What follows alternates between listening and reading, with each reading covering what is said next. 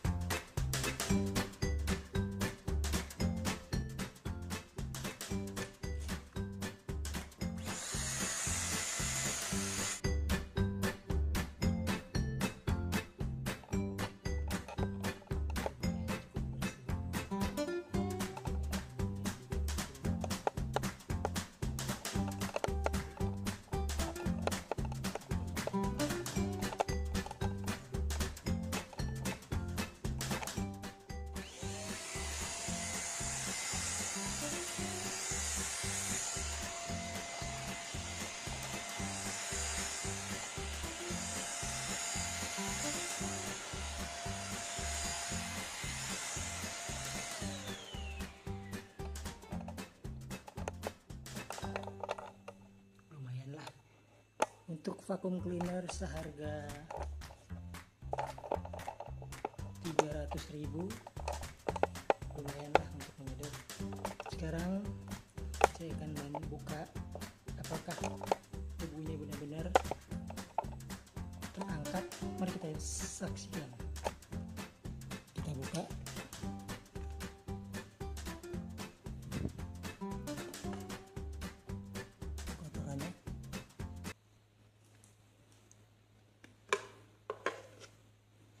Oh, lumayan teman-teman. Nih lihat debunya nih.